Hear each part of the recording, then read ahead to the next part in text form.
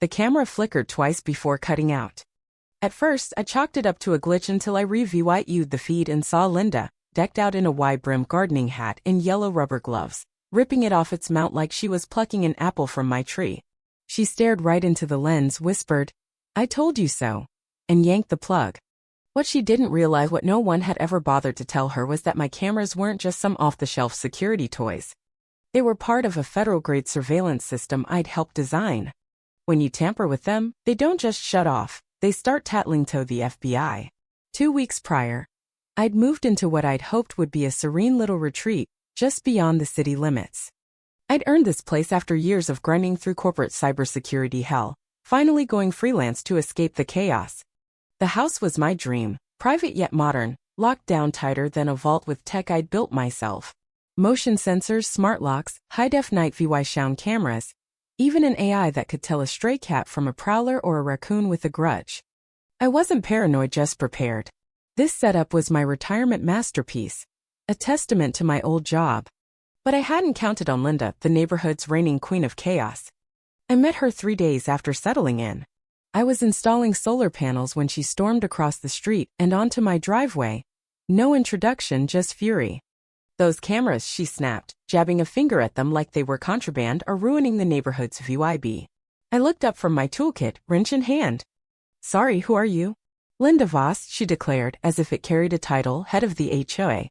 "You should have cleared those with me first." I blinked. "I'm not in the HOA. That threw her off, but only for a second. "Well, even so, they're making people uncomfortable. The only people who've come by are the delivery guy and you," I said. She crossed her arms, radiating indignation, then huffed off, leaving a trail of entitlement and lavender perfume. I shrugged it off as typical busybody nonsense. I was wrong. She wasn't just nosy, she was a suburban warlord. The first camera went dark 3 days later. I got the alert mid-coffee, coding in peace, camera 03, driveway perimeter offline.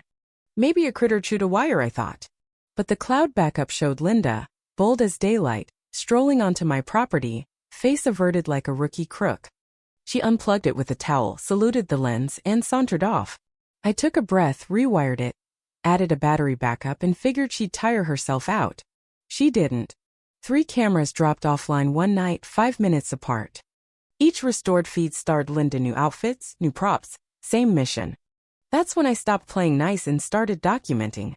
What Linda didn't know was that these weren't hobby cams. Tamper with them and they kick into Tier 2 protocol, a feature I'd built for government sites. After her 3rd stunt, I flipped it on. Every trespass logged, GPS, timestamps, facial recognition, voice patterns, all feeding a secure server. 10 incidents in 30 days? It autofiles a tampering report to the FBI's regional queue. I'd seen it used once on a sloppy contractor at a Department of Energy site. Never thought I'd deploy it against a backyard tyrant. By her 9th attempt, I'd added tamper-proof mounts. By the 10th, a voice warning. The 11th? She brought a ladder, waved at a camera, and tugged it loose.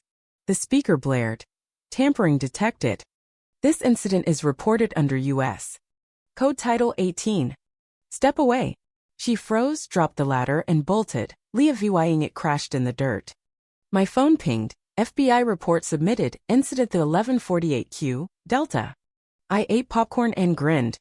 This wasn't just security, no, it was justice. Next morning, Linda showed up with cookies and a smile so fake it hurt to look at. "A proper welcome," she cooed, peering past me. I didn't touch the tray. "Linda," I said, "I've got you on tape trespassing 5 times, unplugging my stuff." Her grin didn't waver. "A misunderstanding." I thought they were sparking, helping out. They don't spark. They looked like they might. I nodded, amused. Was climbing my fence with a pool skimmer and tape also helpful? She brushed it off. "Let's move forward." "Cookies are an olive branch." "No," I said, "they're a liability and foil." Her tone hardened. "Don't make this hard. I have closed the door.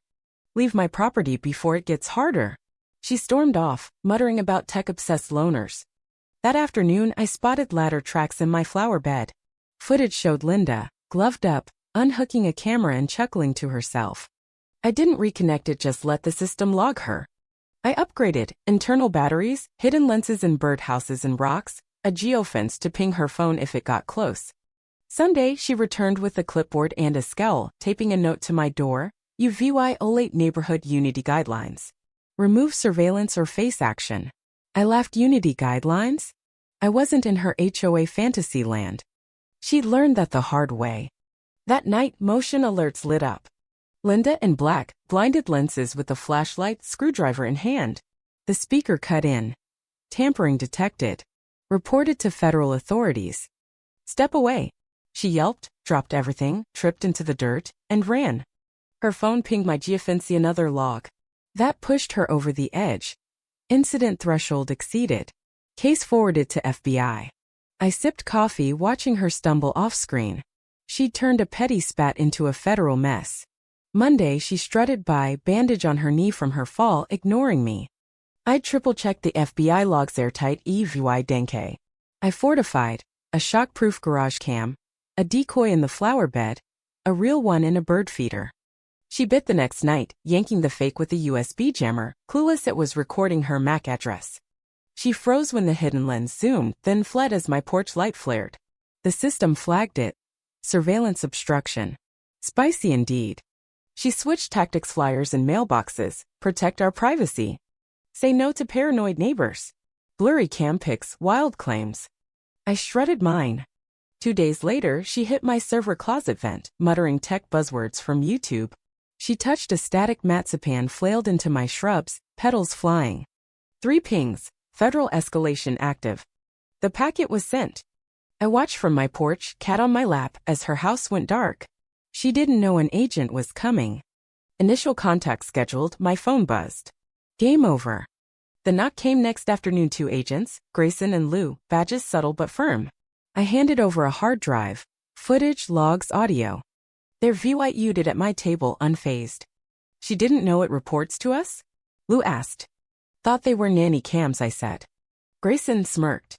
She unplugged a Class 2 node with federal backup. Perfect. They left for her place. I watched from my porch as she answered, all pearls in panic. She pointed at me, ranted, shrank under Lou's calm words, took a paper, and shut the door. 5 minutes, done. 3 days of silence. No Linda. No sabotage. Then a letter taped to my garage. Emotional distress claims, legal threats. I laughed, scanned it, sent it to the FBI portal. That night, her phone auto-connected to my guest network from her cookie. VY Sitch attacked, spoofing app flagged. More logs. She built her own trap. She tried to smear campaign flyers, whispers, spy house. Neighbors turned cold, then curious. Thursday, agents returned to her door, thicker file in hand. She yelled oppression, warfare, digging deeper. They served notice, investigation escalated. Local citations followed, trespassing, harassment. The block-thawed neighbors apologized, shared their own Linda tales. Online, a redacted post went viral, federal Karen watch list. She crumbled, blinds shut, garden dead. Then she moved. Truck loaded, no goodbye. I swapped the decoy for a feeder, added a sign, protected by AI, common sense, and a Linda deterrent system. Peace at last.